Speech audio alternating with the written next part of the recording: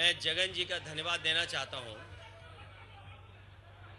कि उन्होंने अपने इस धरने के कार्यक्रम में मुझे बुलाया है और इस धरने के कार्यक्रम में मैं ना आता और जो मैंने फोटोग्राफ्स या वीडियोस देखे हैं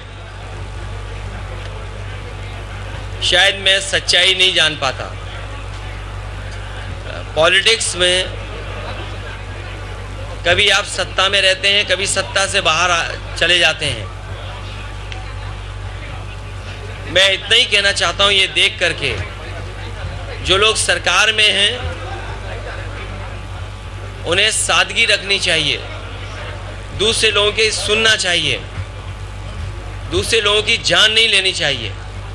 जो तस्वीरें और जो वीडियो देखने को मिल रहा है कि जब से सरकार में आए हैं कि उन्होंने दूसरे लोग जो पॉलिटिकल लोग हैं उनके साथ अन्याय करना शुरू किया है। जान लेना, खुली सड़कों पर मारना, उनकी प्रॉपर्टी का नुकसान पहुंचाना और अगर उनसे जुड़े हुए लोग हैं उनके खिलाफ भी कानूनी कार्रवाई करना, झूठे मुकदमे लगाना।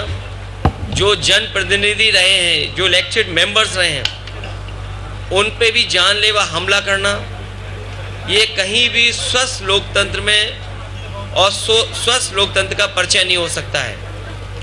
ये सही है कि कल तक जगन जी मुख्यमंत्री थे, आज वो मुख्यमंत्री हैं। ये ज़रूरी नहीं है कि कल वो मुख्यमंत्री रहें और कल जगन मुख्यमंत्री न बन जाएं।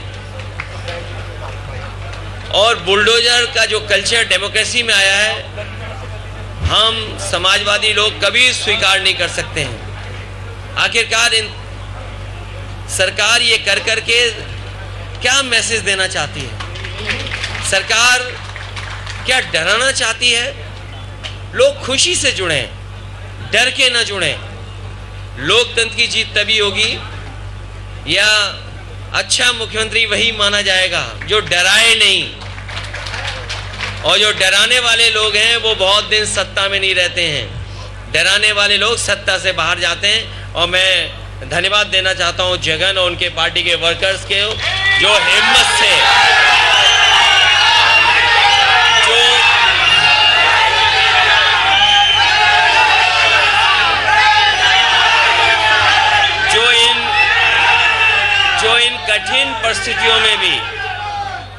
जो इन कठिन परिस्थितियों में भी अपने नेता के साथ हैं। और मैं देख रहा हूं कि जगन जहां नेता हैं लेकिन वो अपने वर्कर के बीच में हैं। जो नेता वर्कर रहता है वो नेता हमेशा बना रहता है। आज वर्कर्स के लिए लड़ रहे हैं, यही वर्कर्स हैं जो कल आपको लड़ करके वहां पर दोबारा पहुंचाएंगे।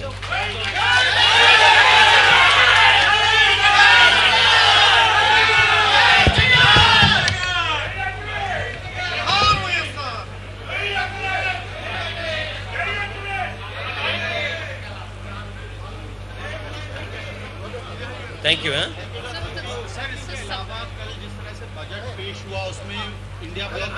देखिए, बजट पे मैं इसलिए नहीं बोलूँगा, ये जगन जी का मुद्दा है, इसको आपको दिखाना चाहिए, बताना चाहिए कि वर्कर के साथ अन्याय नहीं होना चाहिए। आप किसी की जान ले रहे हैं, किसी की प्रॉपर्टी का आप नुकसान कर दे रहे हैं, बुलडोजर चला रहे हैं। ये तो यूपी में भी हमने देखा है और मैं उस तकलीफ, उस परेशानी को महसूस कर सकता हूँ कि यूपी में भी जब बुलडोजर चलता था और न्याय के लिए जब लोग जाते थे, एक कदम आगे देखा है हम लोगों ने, एक कदम इससे आगे देखा जो फेक इनकाउंटर देखा। और शायद दुनिया में, देश में कहीं किसी ने ऐसा नहीं देखा होगा कि लाइव किसी को मार दिया गया हो। देश के बड़े चैनल उस समय लाइव थे, उस समय किसी की जान ले ली गई हो, तब जब वो पुलिस कस्टडी में रहा हो। पुलिस कस्टडी में ये हम मानते हैं कि सबसे सुरक्षित जगह होती है। तो मैं महसूस कर सकता हूं कि जिस तरीके से इनके वर्कर के साथ अन्याय हो रहा है, हमने अपने बहुत करीब वर्कर्स को देखा है उत्तर प्रदेश में। ये बात मैं इसलिए कह रहा हूं कि कभी हम 3 लोकसभा के सांसद थे, हम लोग लड़े, सरकार से नहीं झुके। न केवल हम 37 एमपी जीते हैं बल्कि कांग्रेस पार्टी को भी 6 एमपी समाजवादी पार्टी के लोगों ने उत्तर प्रदेश में जिताने का काम किया। तो जनता ये देखती है और जनता अपना मन बदलती है। हो सकता है जनता ने वो बात न समझी हो, लेकिन आज जिस तरह का सरकार का व्यवहार है, कल जगन की पुरानी बातों को वो महसूस करेंगे, पुरानी पॉलिसीज को वो याद करेंगे, पुराने कार्यक्रमों को याद करेंगे, फिर एक बार उनके साथ खड़े दिखेंगे। बीजेपी वहां पे पावर में है, तो क्या आप चाहेंगे कि बीजेपी को इस तरह के वायलेंस को कंडेम करना चाहिए?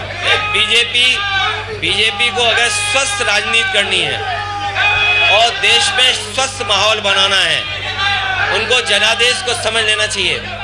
जनादेश यही है कि यहाँ पर भाईचारा हो, स्वस्थ राजनीति हो। आप देखिए अभी कावड़ को लेकर के क्या किया था सरकार ने, लेकिन सरकार को पीछे हटना पड़ा। जनता स्वीकार नहीं कर रही है, जनता वायलेंस को पसंद नहीं कर सकती, जनता कभी भी नहीं चाहेगी कि एक दूसरे की जान ले कोई। अखिलेश जी, आपने यहाँ पे वीडियोस देखे अभी, और बहुत सारी पार्टियां ऐसी हैं जो आपके साथ हैं। क्या अपील आप उनसे करना चाहेंगे कि वो आके देखें या साथ दें?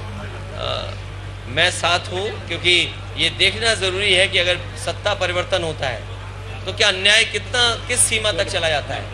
हमारा इस एग्जीबिशन में आने का मकसद यही है कि कल मुख्यमंत्री जगन थे, आज दूसरे हैं, कल कोई और भी होगा, तो ये वर्कर के साथ अन्याय नहीं करना चाहिए। चलिए ठीक है, थैंक यू जगन है, थैंक यू। मैं मिलता हूँ।